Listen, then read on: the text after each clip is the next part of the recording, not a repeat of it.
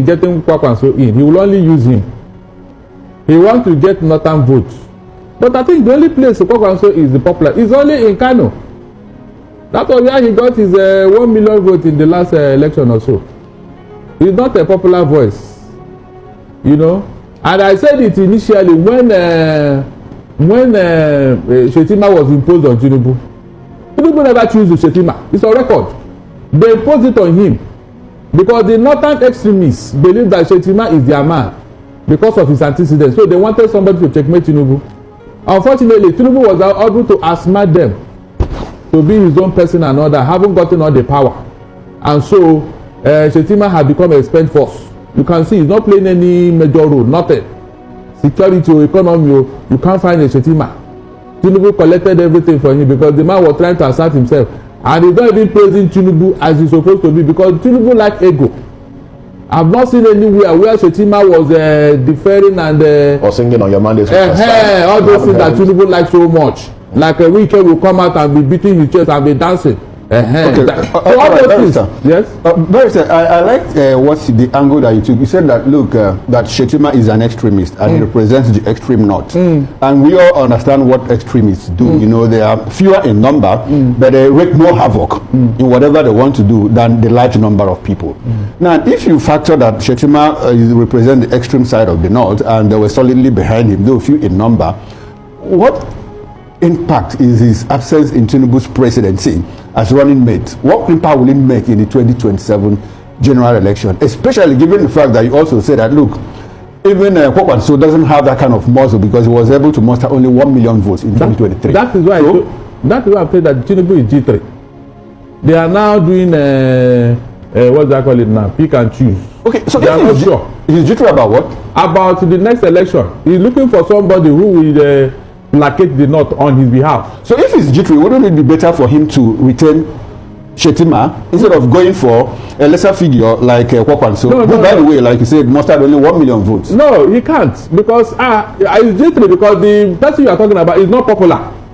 So he's looking for a replacement that will be popular to placate the north. Okay, does it look like the Muslim ticket has failed? It has failed. But he's going for another Muslim. No, we are not sure. We are not sure. These are permutations. We are not sure yet. I even heard that a certain Alia from Benue State is equally in the car on the table, and that's why he's trying doing everything to cover up what was going on in Benue State. Do you think that the North will vote for a Christian vice president? Well, Muslim North. Why not? If not, as long as he's from that region, why wouldn't they? Is the place meant for only Muslims? All right, let's bring it. The earlier they spread it out, the better, because you have a large number of Christians in the north. And since this Muslim ticket has failed everybody, including Christians, they would want their own person to be there, and that's what Tinubu is looking for. Senator Rabiu Kwakwanso, presidential flag bearer of the NNPP, he said several things, including the fact that the North will not vote for you, Peter Obi, that they would rather vote for a northern candidate. He also talked about the fact that the Southeast has problems, in quotes, such that the North will not be voting for a person from the Southeast. What's your take on that? Well, I mean, the comments from my respected elder brother, Kwakwanso, is the reason why we have 100 million Nigerians living in poverty. The reason why we have 18 million Nigerian children out of school. It is the reason why we have over 55% of Nigerians in under unemployment ladder. It's the reason why we have all the problems, why Nigeria is insecure. Because rather than vote for competence, we will choose to vote for incompetence based on a primitive consideration of ethnicity and religion. Tell me, today you can't travel from Abuja to Kaduna by air, by road, by train. Is it because somebody from the southeast is in charge? You can't travel from Abuja to Mina by road. Is it because somebody from the southeast is in charge? Yesterday we had an attack by bandits on the presidential convoy in Katsina. Is it because the president from southeast is in charge?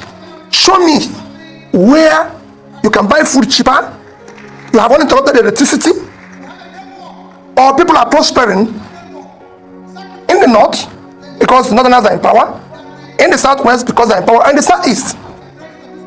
What we're choosing to do in this country, we will consistently hire vehicle drivers to fly the Nigerian aeroplane instead of hiring qualified pilots.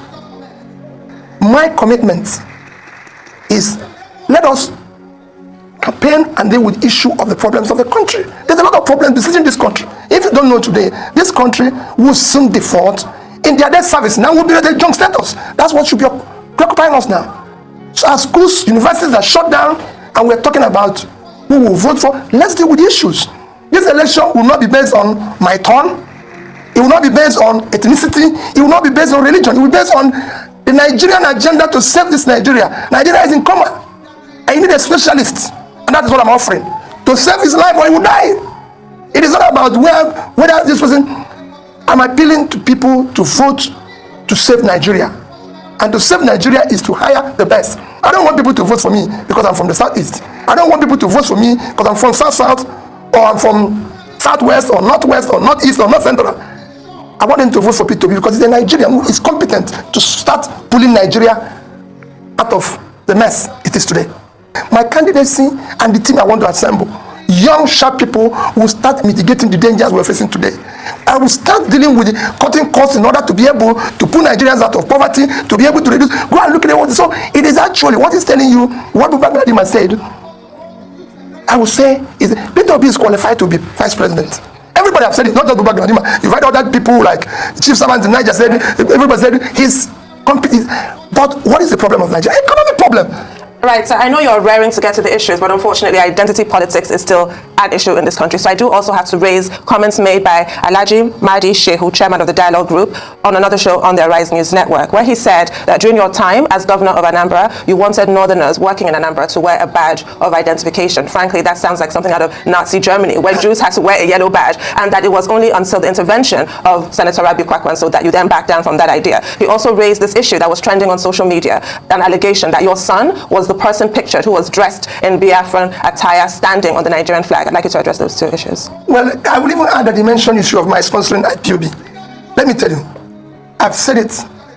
One, go and check the records and check his facts. I've never been involved in sponsoring any agitation, be it IPOB or anyone. I've never. In 2017, which I'm sure you referred, I made a comment. I said, IPOB and all other agitations as a result of leadership failure over the years that failed to address the critical areas of development. So it was the creation of the creation of government. And I can say today that if I'm in power, I will deal decisively with all agitations through dialogue and through proper leadership. And when I finish that, if there are remnants of criminality in it, I deal with it decisively. That's what is happening everywhere. I followed issue of agitations globally. I do things with studies, and it can be dealt with. On issue of badge and identification, it's a lie. It never happened. And let me tell you, throughout the time I was governor, Kwakwanso never visited me. I can't remember. I probably haven't met Kwakwanso until maybe, I don't know, there are people I met maybe after I became governor or not close to him. You know, it's somebody that I see as a senior brother, respect him, but he never visited me as a governor or intervened on anything. And to tell you why, it's a lie. All the commissioners that sat with me throughout the time I was in office are from the north. I never had the privilege of having any commissioner from southwest, south-south. They are all from the north. I can show you 6 of them. From John Haruna to Nataba. Most of them, if I told them I'm from Kanu, my ADC, Mohammed, is from Kanu. So who will I give the order? Will I give them an order to go and deal with their own people? No, every other person calls his mother or his sister or his mother. Listen to be his ADC. My ADC is from Kanu, and we remain close to today. Very, very close. You can go and ask him. I'm not somebody who asks that. On the issue of my son, it is not my son. My son is a professional who is consumed by his. Yeah, let me tell you, I just came back from London. I can't even see my son. He's consumed by her work. He will tell me that, listen, Dad, I like, oh, how are you? How is politicized your campaign? I like what you're doing. To me, I can exchange my messages with my son. My son will tell you, listen, Dad, I don't have time for this. I did this and that. I stayed in a week in New York. I could not see my son because he was busy doing what he's doing. Okay. So he doesn't have time for that. That thing happened in Jani. My son doesn't live in Jani, he lives in the UK. Okay. And he's consumed by his work. Okay. And I want Alhaji, I can tell him, I'll bet any amount for anybody to prove or say that is my son. He's shorter. He's listen, you know, so. And also, I'd like to ask you, since you're speaking about the issues, you were in Morocco at some point, you were in Egypt, you say you're going to study the power sector. A lot of people are saying, why don't you talk to the stakeholders here? That shows that you're not prepared for this job when you're going around to study. Okay, well, two things. The issue of vice presidential candidates, we're talking to quite a number of people, and you know, that is the dimension. He's very qualified. I wish he's the one, because what am I trying to do? It's people like him that actually would like to work with. One, I wish I can work with somebody who is much younger, because we need to start lowering these barriers of this and bring younger people with fresh ideas, with something to offer, than just keep recycling this ourselves and claiming we have been there too for several times, or is our turn, or is our children. No, we need to start dealing with. So that we're talking to, and we will announce it as soon as we're ready, which will be very soon. So are you confirming? You're confirming that you're speaking to Dati and other aspirants? There's quite a number of people. And Dati might be the person because he's. I said, look at what I said. I said I wish he's the one. He's qualified. Okay, you wish he's the one. Yes. So you have a soft spot for him. Yeah, no, of course, and a few others. I want somebody who is competent. We need to. I said I'm building a team. Okay. I'm building a team.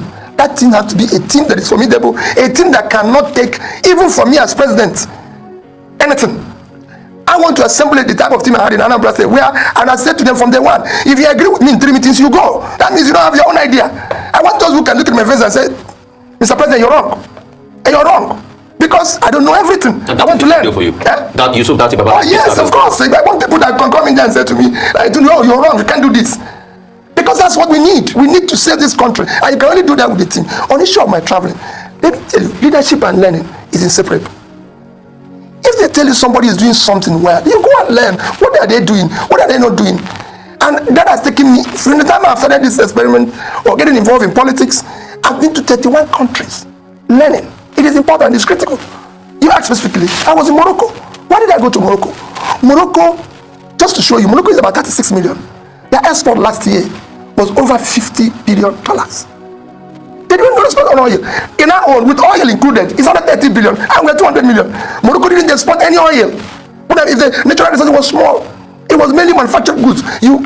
Vehicle alone was almost 10 billion. In Morocco runs the best seaport in Africa, doing twice the cargo tonnage of all Nigerian ports put together. Morocco. So I have to go there.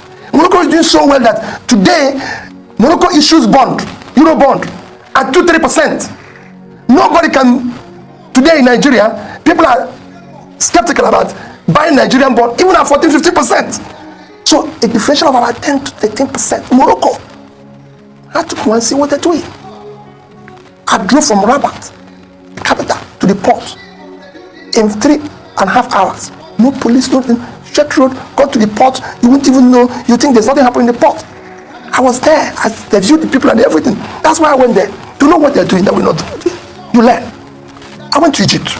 Egypt, Vietnam, India deploy the highest, fastest electricity in the past 5 years.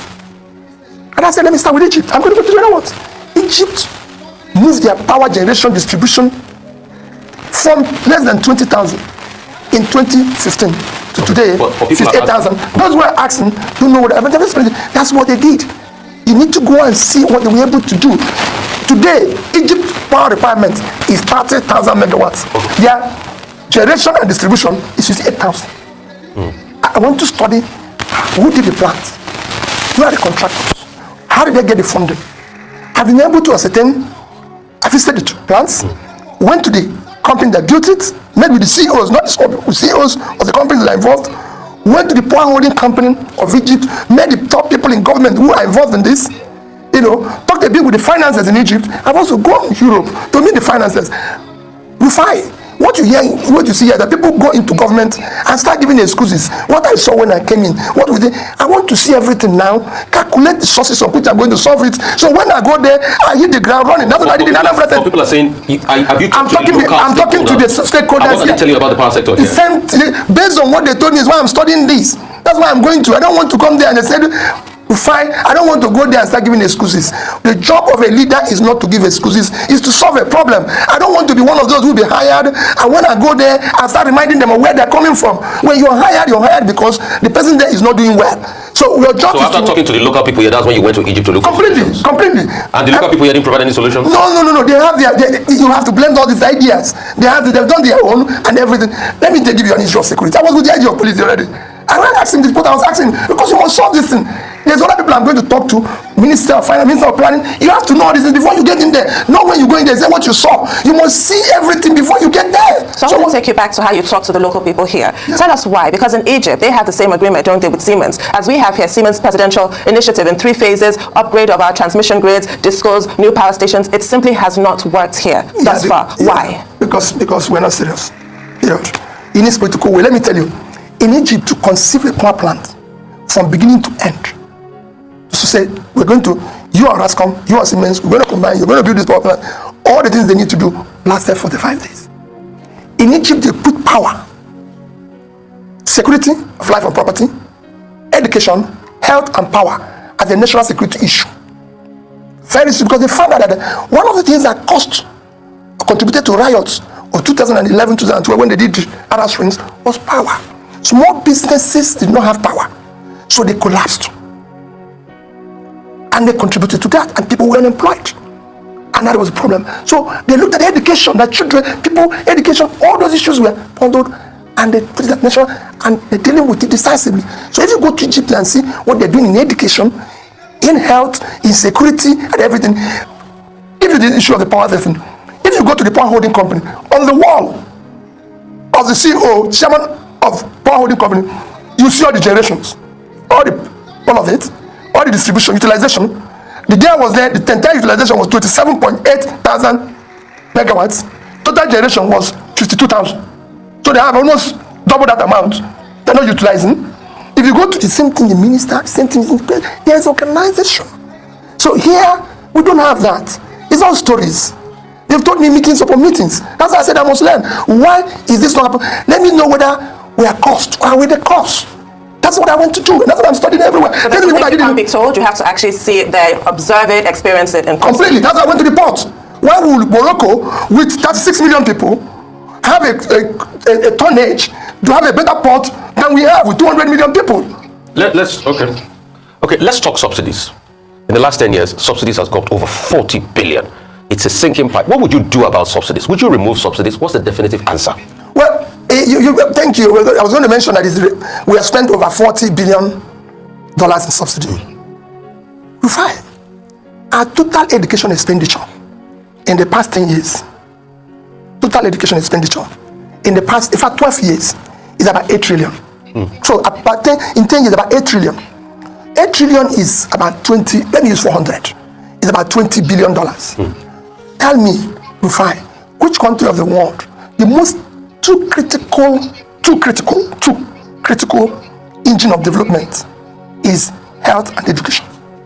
And your expenditure in health and education in the past 10 years is about $20 billion. Go and check the records. And you spent 40 in subsidy. $40 billion. $40 billion subsidy. Rufai, to even add, this is 50% of it. If we had spent the next 20 billion in power, we would have been generating and distributing today 20,000 megawatts of electricity. 16 billion or 16 trillion thereabout in the facilities. They keep using that 16 billion. For me, I don't want to deal with the issue of the past. That's what they said past adjustment. But I'm saying in the past 10 years, and I'm talking about 2010 or 2012 to 2022. Within this period, this is what we have spent in subsidy alone. Yeah. That means subsidy alone would have solved a lot of our issues in education, in health, and in power. If we have 20,000 megawatts of electricity today, I can assure you that we'll be growing at more than 4% and would have added over $100 billion in our GDP. So what it is that this is just subsidy. Within the same period, as you know, we borrowed $90 billion. So subsidy of 40, you borrowed about $90 billion, which you're servicing. If you put the debt servicing, you could see a total mismanagement of resources that would have changed the entire north. That vast land would have been a huge farmland. But sorry to cut you in. The argument has always been over the years. It is Labour that has been stopping the government from removing subsidy. Remember 2012 Occupy Nigeria protest, Labour, and now you are in the party set up by the Labour Party, and you're a free market capitalist in a party called Labour Party. So Labour has also played a role in stopping the removal of subsidy. All this while, that's another argument. No, let me tell you the argument. Let me tell you, it's people. It is not entirely so. Labour has never been against stopping of subsidy. Can you convince Labour? No, let me tell you, we will do it properly, because we find if you audit what we are importing and consuming, there's no way we'll be this amount. And you have to convince people. Let me tell you why people are against the removal of subsidy. People People are against removal of anything because whenever it's been done, they did not see the benefit. We did privatization. We didn't see the benefit. What we did is that we privatized profits, socialized losses. We did everything we've done. We did other things here that have been done everywhere. If you say you're going to remove this, what are we getting here? The problem we have in Nigeria is that they've removed this, nobody got anything here. So we are going to do it in such a way that it will be transparent. This is the amount of our importation. This is the amount we're going to spend. And if we reduce it or do this, this is what you're going to get. And you deliver that, people will believe you. I've been able to return schools in Anambra State or do things that when I was doing it, people say, no, you cannot do it. Had you go and watch what my former head of service wrote, Stinginess as a strategy of development. He showed how I cut the cost of everything and showed what I used it to do. You must not come and say, we're going to remove this. What are we going to do to get as a remove? Because of mistrust. Because the whole thing has been embedded in transaction and stealing of, so people don't want to hear it. But you cannot spend that amount of subsidy when your health, education, and pulling people out of poverty is suffering. So you remove subsidy? Well, like I said, everything has to be, if this is going to happen, this is the result. Would you remove subsidy? We have to look at it critically. Would you remove subsidy? Remember what I said? Yes and no. We have to study. I will remove it, but I have to offer them what would be equivalent of what we are removing. So your answer on subsidy is yes and yes. no. Would you remove subsidy? Yes, but because because I'm going to use the resources to do something that will benefit. But if I'm not going to do that, I'm not going to remove it. Okay. You must be able to offer something in replacement of what you're trying to do. I cannot spend $40 billion on subsidy and spend 50% of that in education and health. Even in security. Well, our security budget has not been up to that. And you're saying that subsidy is more important than security of life and property. These are things you must do. You must be able to say, if we keep this, we will not get this. If we keep this, we will not get this. But because of mistrust, I will say that subsidy is a scam. And I still maintain it. So we have to look at it. How much are we importing? Who is consuming it? Where are we going to keep this? And there's so many scams all over the place, including the cost of governance. We're going to look at it. It's not going to be a business as usual. And that is why people are telling you, oh, it's good at the economy, it's not good at this, it's not that good. Because they know that if I'm at the number one position, I'll be able to say, no, you can't continue with this. So they want a situation where it will continue, but let Peter be here. If I'm qualified to be vice president, I'm qualified to be president. Anyways, this is the video there. There's a reason for this video, because time to time you try and go back again, listen to the previous video so that you know where we are then and what we are talking about now. Because if you listen to Peter Obi's now, what he said, what is happening today, Peter Obi, what he said on this video, this is what prophet will tell you, and now he's coming to pass. They'll play the video for you again. Say, I said it. Now he said it. What is country going through today? Pain, poverty, hardship, problems, insecurity, bye. That's it. That's what he's saying. I listened to one senator today. What is his name again? He said Nigeria lost credibility on Tinubu's government. This government, that there's no hope. Senator said that they better act very fast now. They don't know what is going on, what is happening. That there's no credibility in this election. Nigeria lost hope. Right? Yes. Do you understand?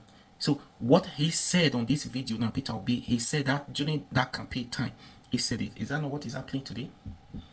What is removing subsidy? Was it the problem? Everybody said they were going to remove subsidy. What do you do with the subsidy?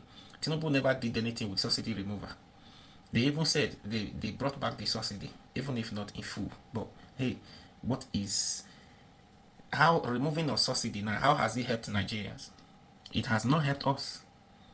He said it. He said, if we are not careful, we face the problem. What we are facing today now, that everywhere you go in the country is a problem.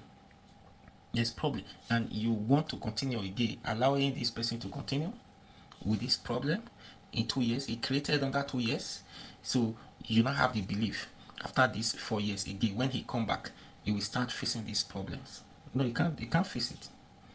There's no magic to it. Do you understand? And IFK is not taking now. It's even going to get worse, because Tinubu's government is all about blaming the previous administration. Today we speak, they are still blaming. They are still talking about COVID-19, that COVID-19 was the problem. They are still recovering from that. Then Buhari's 8 years, they are still recovering from that. A leader who is ready. Now they are blaming this thing. They will soon they will start blaming this Iran versus Israel fight. That is the problem. Reasons why food and services continue to go up. Why it's not coming down. Soon they will start referring to this. That is a problem. It's a global issue, not just in Nigeria. That's what they will say. It's a global issue because of that. They are always looking for They're always looking for the trending, then to start giving excuses. That's failure. That's failure. So listen to that. This will remind you, this will tell you that, hey, when you, anyways, let me stop this video here for now. So what do you think? You still believe that in just 2 years that Tinubu is going to change what he has damaged in this country? No, he's never. He's not going to do it. Is he believe? Is he believe he's still the best man for the job? No, he must be dreaming. Anyways, please share and follow the. Oh, please subscribe to this YouTube channel. I'll be your guy. Run on for me now.